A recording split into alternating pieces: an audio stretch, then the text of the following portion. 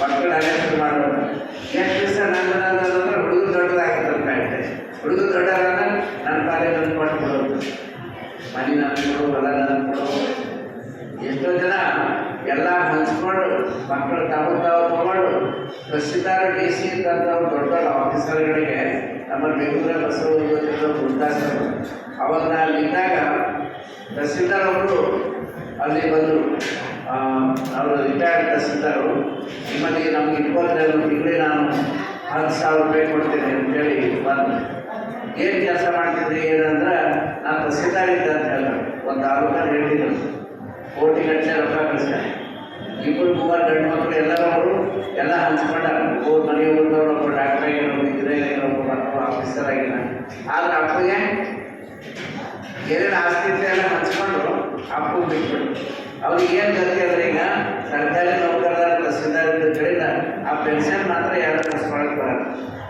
ಕೆಲವು ಧಾರವಾಡದ ಮಕ್ಕಳು ಅದಾರಿ, ಅವ್ರ ಅಪ್ಪ KVಲಾಗಿದ್ದ ಇಂಜಿನಿಯರ್, 80,000 ರೂಪಾಯಿ ಪೆನ್ಷನ್ ಬರ್ತದೆ.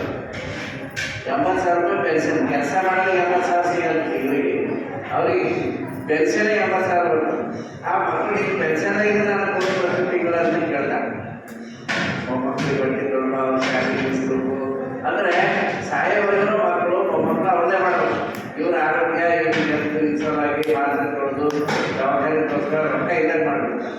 ಆ ತಹಸೀಲ್ದಾರ್ಗಾಗ ನೀವು ತಹಸೀಲ್ದಾರ್ ಆಗಿ ಇಷ್ಟೆಲ್ಲ ಕೋಟಿಗಟ್ಟಲೆ ಕಳಿಸಿ ನಮ್ಮಲ್ಲಿ ವೃದ್ಧಾಶ್ರಮಕ್ಕೆ ಯಾಕೆ ಬರ್ತಾ ಇದೆ ಅಂತ ಹೇಳಿದ್ರೆ ಮಕ್ಕಳೆಲ್ಲ ಒಳ್ಳೆಯವರು. ಆದರೆ ನಾನು ಶಶಿಧರ್ ಭಾಳ ಇದರಲ್ಲಿ ಕಣಕ್ಕೆ ಅವರು ಆಗಲ್ಲ, ಆ ಎಲ್ಲ ಸ್ವತ್ತು ನಾನು ಹೊರಗೆ ಹಾಕಿಲ್ಲ ಅಂತ ಹೇಳಿ ಆ ಪೆನ್ಷನ್ ಬಂದಿಲ್ಲ. ನಾನು 10,000 ರೂಪಾಯಿ ಆಶ್ರಮ ಕೊಡ್ತೀನಿ, ನಮಗಿಲ್ಲ ಇಟ್ಕೊಳ್ಳಿ ಅಂತ ಹೇಳಿ. ಯಾಕೆ ಹೇಳ್ತೀನಿ ಅಂದ್ರೆ ಅಂಥ ಒಂದು ತಹಸೀಲ್ದಾರ್ ಇದ್ದವ್ರ ಪರಿಸ್ಥಿತಿನೇ ಮಕ್ಕಳು ಸೊಸೆದ್ರು ಅನ್ನ ಹಾಕಿಲ್ಲ ಅಂದಾಗ ಮನುಷ್ಯನ ಕ್ರಾಂತಿ ಏನಂದ್ರೆ ನನ್ನ ಮನೆ, ನನ್ನ ಮಕ್ಕಳು, ನನ್ನ ಹೆಂಡತಿ ಇಷ್ಟೆಲ್ಲ ಬರೀ ಒಂದು ಕ್ರಾಂತಿಯೊಳಗೆ ಮನುಷ್ಯ ಅವೆಲ್ಲ ಮಾಡಬಾರ್ದು ಅಂತಲ್ಲ. ಅದ್ರ ಜೊತೆಗೆ ಏನಿರಬೇಕು ಅಂದರೆ ಧರ್ಮ, ದೇವರು ಏನು. ಈಗ ಒಂದು ಮಾನವ ಜೀವನದ ಗುರಿ ಅಂದರೆ ಅಂತಂದ್ರೆ ಬರೀ ಉಣ್ಣೋದು, ತಿನ್ನೋದು, ಮದುವೆ ಮಾಡ್ಕೊಳ್ಳೋದು, ಮಕ್ಕಳು ಇಡೋದು, ಮನೆ ಕಟ್ಟೋದು, ಹೊಲ ಖರೀದಿ ಮಾಡೋದು ಇಷ್ಟೇ ಮನುಷ್ಯನ ಜೀವನದ ಗುರಿ ಅಲ್ಲ. ಮಾನವ ಜೀವನದ ಗುರಿ ಯಾಕೆ ಮನುಷ್ಯರು ನಾವು ಹುಟ್ಟಿದ್ದೀವಿ ಅಂತಂದರೆ ನಾವು ಮುಕ್ತಿ ಪಡ್ಕೋಬೇಕು, ಪರಮಾತ್ಮನ ಅನುಗ್ರಹವನ್ನು ಪಡ್ಕೋಬೇಕು ಅಂತ ಹೇಳ್ತಾರೆ ಜನರು. ಶಿವಚಿಂತೆ ಶಿವ ಧ್ಯಾನವಿಲ್ಲದ ಮನುಷ್ಯರು ಸಗಣಕ್ಕೆ ಸಾಸಿರ ಹುಡುಗುತ್ತವೆ ದೇವ.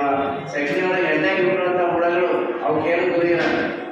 ನೋಡಿ ಹುಳಗಳು ಅವು ಯಾವ ಸ್ಕೂಲಿಗೆ ಹೋಗ್ತಾವೇನು, ಎಣ್ಣೆಗೆ ಹುಳಗಳು ಅಂತ ಅವಕ್ಕೆ